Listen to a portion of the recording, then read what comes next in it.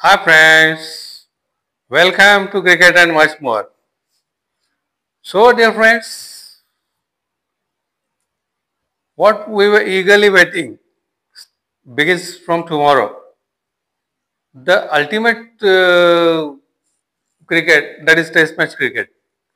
Tomorrow it will be the 25-27 round of the World Test Championship. We are going to face England for the first time. तर मित्रांनो, world taste चॅम्पियनशिपच्या पुढची जी cycle आहे त्याची सुरुवात उद्यापासून होती आहे. आपला पहिला जो मुकाबला आहे तो आहे इंग्लंड बरोबर. इंग्लंडमध्ये सोपी गोष्ट नाही आहे आणि हा मुकाबल्याला समोर जाताना आपल्यापाशी आव्हानं आहेत. आपल्यासमोर जशी आव्हानं आहेत तशी इंग्लंड समोर पण आव्हानं आहेत. आपल्या समोरचं आव्हान म्हणजे एकतर कॅप्टन रोहित एक आणि विराट, तसंच अश्विन हे तीन संघाचे आधारस्तंभ संघात नाही आहेत. पण this is part of the game, हे चालायचंच. Cricket is more important than any other things. त्यामुळे हा नाही म्हणून आम्ही नाही अवघड आहे वगैरे असं म्हणून नाही चालणार. तो नसला तर तुम्हाला ते दुसरे पर्याय घेऊन खेळायला हवंच. आणि त्याप्रमाणे आता कसं आहे ना की गावस्कर गेल्यानंतर सचिन आला. सचिनचा एरा संपल्यानंतर विराट रोहित यांचा उदय झाला. तसं आता विराट रोहित यांचा एरा संपल्यानंतर कोणीतरी नक्कीच येईल पुढे. खूप आहे, यंग टॅलेंट खूप खूप आहे, नाही असं नाही. थोडस वेळ लागेल पण एक ते होईल. तर उद्याचा सामना जो मंडळी आहे तो आहे लीड्समध्ये, इंग्लंडमध्ये. लीड्सचं रेकॉर्ड आपल्याला काही फारसं अनुकूल नाहीये. लीड्समध्ये मला वाटतं लास्ट 2002 का 7 आहे, मला नक्की आठवत नाही, आपण लास्ट टेस्ट मॅच जिंकलो होतो. त्यानंतर आपण लीड्समध्ये कसोटी सामना जिंकू शकलेलो नाही. आता या सामन्याची गंमत अशी आहे, इंग्लंडचं वारड थोडं किंचित जड वाटत असलं तरी इव्हन सिव्हर वाटतंय मला तरी. कारण असं आहे की आपल्याला जसे बॅटिंगचे प्रॉब्लेम आहेत तसे इंग्लंड समोर बॉलिंगचे प्रॉब्लेम आहेत. आता जिमी अँडरसन नाहीये, ब्रॉड नाहीये, आपल्याकडे जसं रोको नाही आहेत तसं त्यांच्याकडे हे दोघे नाही आहेत. त्यामुळे त्यांनाही त्याच्यावरती मार्ग काढायचा आहे. तसंच आपला जो बॉलिंग अटॅक आहे त्यांच्यापेक्षा सरस वाटतो. म्हणजे असं म्हणायला लागेल की आपला संघ थोडा बॅटिंगमध्ये जर वीक वाटत असेल तर त्यांचा संघ बॉलिंगमध्ये वीक वाटतोय. त्यामुळे इट कॉम्पेन्सेट्स. दोघांच्याही समोर अडचणी आहेत. त्यामुळे बेटर साइड विन्स असं काहीतरी होणार आहे. उद्याचा जो सामना लीड्सच्या ग्राउंडवर आहे, लीड्सचा असं आहे की पहिला जो दिवस आहे, पहिला दिवस फास्ट बॉलिंगसाठी असतो. पहिल्या दिवशी फास्ट बॉलिंग नक्की चालणार आणि दुसऱ्या दिवशी थोडंसं बॅटिंगला सपोर्ट करेल आणि तिसऱ्या दिवसापासून विकेटवरती स्पिन सुद्धा मिळायला लागेल.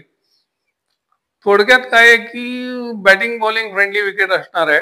त्यामुळे समान संधी सगळ्यांनाच असणार आहे. पहिल्या इनिंगला जो संघ 300 धावा करेल त्या संघाला विजयाची संधी जास्त असणार आहे. उद्याचा सामना जिंकून विजय आघाडी घेण्याचा प्रयत्न दोघांचाही राहणार आहे. आता असं आहे की जेव्हा रोहितच्या ठिकाणी दुसरा हे निवडायची वेळ आली तेव्हा आपल्यासमोर जे काही पर्याय उपलब्ध होते त्यामध्ये अर्थातच पहिलं नाव होतं बुमराचं. पण असं आहे ना की टेस्ट मॅचचा जो कॅप्टन असतो तो सगळ्या सिरीज मधले सगळे टेस्ट खेळणारा पाहिजे. पण आपल्या संघाचं जे धोरण आहे, त्याचं जे वर्कलोड मॅनेजमेंट आहे, त्याप्रमाणे बुमरा 5ही सामने खेळेल असं वाटत नाही. त्यामुळे एकाच सिरीज मध्ये 3 सामन्यांसाठी एक कप्तान आणि उरलेल्या 2 हे नाही चालणार. त्यामुळे बुमराच्या ऐवजी दुसरा कप्तान हे ठीक आहे. पण दुसरा कप्तान निवडताना शुभमनला जी पसंती दिली ती थोडीशी धाडसी वाटते. कारण असं आहे ना, शुभमन पशी हे नाहीये, म्हणजे तेवढा अनुभव नाहीये. आणि दुसरी सगळ्यात महत्वाची गोष्ट, कप्तान ही जागा अशी आहे ना की जिथे जो खेळाडू आहे त्याचे 5ही सामन्यात जागा फिक्स पाहिजे. पण आता ते प्रूव्ह करावं लागेल शुभमनला, कारण शुभमन सेना कंट्रीज मध्ये फारसा चाललेला नाही. त्याला ते प्रूव्ह करावं लागेल. आता असं वाटतं ना की इथे 2 चांगले पर्याय उपलब्ध होते रोहित आणि विराट नसताना. पहिला पर्याय म्हणजे अर्थातच थोडा आउट ऑफ द वे वाटेल, पण तो होता आपल्या रहाणे डोमेस्टिक मध्ये चांगला खेळला होता, त्याची कॅप्टनशिप चांगली होती, बॅटिंग चांगली आहे, एक्सपिरियन्स जो कमी आहे तर त्याची उणीव भरून काढली असती. बघा, ऑस्ट्रेलियामधून जेव्हा विराट अर्ध सामना सोडून आला होता आणि आपला संघ अक्षरशः कठीण परिस्थितीत होता, तेव्हा रहाणेने चार्ज घेतला होता आणि ती मालिका आपल्याला जिंकून दिली होती. ठीक आहे, तो झाला इतिहास. बर, रहाणे नसेल तर श्रेयस का नको तुम्हाला? मग आता श्रेयस आणि शुभमन यांची जर फलंदाजीची तुलना करायची झाली तर श्रेयसची फलंदाजी पण चांगलीच आहे आणि श्रेयसला पण सिद्ध करायचं की या सेना कंट्रीज मध्ये बॅटिंग करून शुभमनलाही सिद्ध करायचंय. आणि एक्सपिरियन्सच्या बाबतीत आणि थोडस याच्या बाबतीत मला तरी श्रेयस उद्भव वाटत होता, पण निवड समितीचा विचार काही वेगळा आहे, त्यांनी फार पुढचा विचार केला असेल आणि शुभमनला संधी दिली असेल. माझी पाठिंबा शुभमनला सुद्धा पूर्ण आहे. त्यांनी या संधीचं सोनं करावं आणि आपली जागा सिमेंट करावी. त्याचं कारण एवढंच आहे की त्यांनी जागा सिमेंट केली तर आपला संघ जिंकणार आहे आणि प्रत्येक भारतीयाची इच्छा हीच असते की भारत जिंकावा. त्यामुळे शुभमनला आपण सगळेजण यश हे करूया, प्रार्थना करूया की शुभमन आणि त्याचा जो संघ आहे त्याला यश मिळेल. आता प्लेइंग 11 इंग्लंडची डिक्लेअर आहे, पण आपली इंग्लंड टीम प्लेइंग 11 डिक्लेअर करताना त्याचं कॉम्बिनेशन असं असावं की 3 जेन्युइन फास्ट बॉलर, एक जेन्युइन स्पिनर, 4 झाले, आणि एक मीडियम पेस ऑलराऊंडर 6, विकेट किपर कम बॅट्समन आणि 4 जेन्युइन बॅट्समन 5, असं 6 + 5 11, असं असावं कॉम्बिनेशन. तर सुरुवात करायची झाली तर यशस्वी जायस्वाल असणारच आहे सुरुवातीला. यशस्वी जायस्वाल हा आपलं भविष्य आहे ओपनिंग बॅट्समन नक्कीच. पण आतापर्यंत असं होतं की त्याला सांभाळून घ्यायला समोर रोहित होता, तो आता नसणार आहे. त्यामुळे त्याच्याबरोबर अभिमन्यू ईश्वरन हा एक पर्याय आहे आणि राहुल हा एक पर्याय आहे.